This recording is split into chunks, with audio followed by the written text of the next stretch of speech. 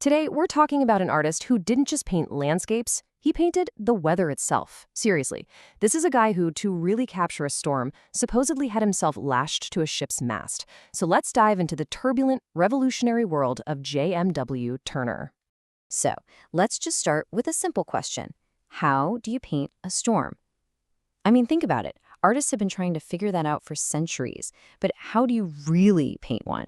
Yeah, not just what it looks like. The dark clouds, the crashing waves. I'm talking about what it feels like.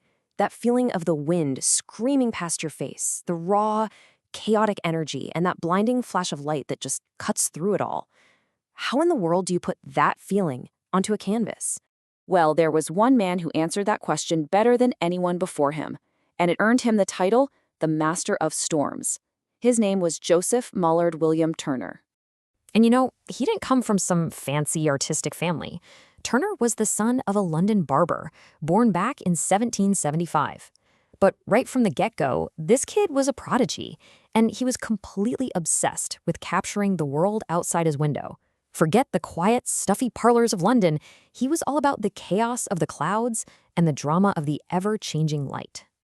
And that obsession, it literally pushed him right out of the city and into the heart of nature itself. See, Turner wasn't the type to just imagine these scenes from afar. No way. He had to experience them. You could almost say he was more of an adventurer than a painter. He wasn't sitting in some cozy studio. He was out there chasing the action. We're talking running towards storms on the coast, sketching fires as they blazed through London, even crossing the Alps on foot. For him, the only way to truly understand the power of nature was to go toe-to-toe with it. Okay, so you have all these insane first-hand experiences. But how do you even begin to translate that onto a canvas? Well, for Turner, the secret was storytelling. He didn't just make pretty pictures. He painted epic narratives. All right, let's look at one of his most famous works, the Fighting Temeraire. On the surface, yeah, it's a beautiful, kind of haunting image of a ship. But if you look closer, Turner is telling a much, much bigger story here. It's really an allegory for an entire world that's changing. So you've got this majestic old warship, right? A ghost from the age of sail, being towed to its final resting place. And what's pulling it?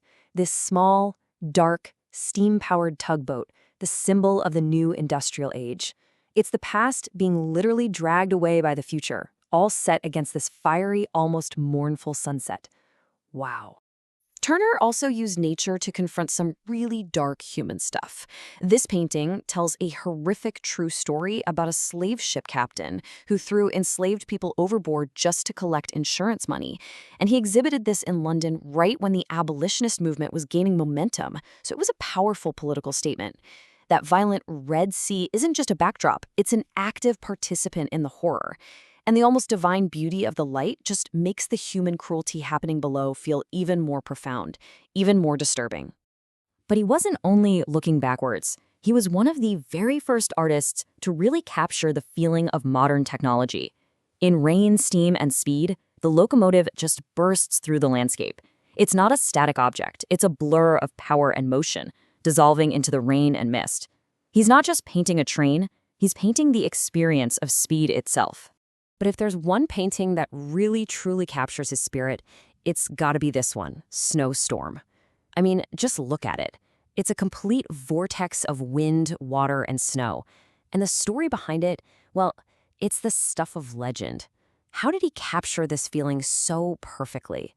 The story goes that he had sailors tie him to the mast of a ship during the storm. He said, "I was lashed for 4 hours and I did not expect to escape." Now, whether that story is 100% true or not, it captures a fundamental truth about him. To paint the storm, he had to become part of it.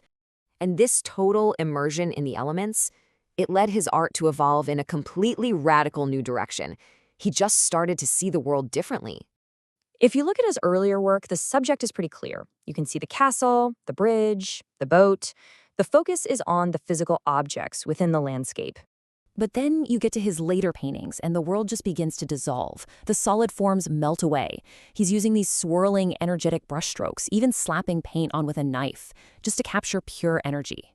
He's no longer painting a ship in the sun. He's painting the sunlight itself. The subject is the light, the color, the atmosphere. An approach so radical it was basically abstract art before anyone even knew what that was. This way of thinking was decades ahead of its time. This obsession with capturing a fleeting moment of light and atmosphere would directly inspire the next great artistic revolution, Impressionism. Artists like Claude Monet would build their entire careers on the very ideas Turner was already exploring. In a way, he was the first Impressionist, long before the movement even had a name. So, when you put it all together, what's Turner's ultimate legacy? What does it all add up to? Ultimately, I think it's this. Turner didn't just paint pretty landscapes. He was a painter of forces. He painted wind, fire, steam, and light. He was obsessed with the raw, elemental energies that shape our world and our lives. More than any artist before him, he put the terrifying, beautiful, and overwhelming power of nature onto the canvas. And he made you feel it. So the next time you see a storm on the horizon, or a brilliant sunset, think of Turner.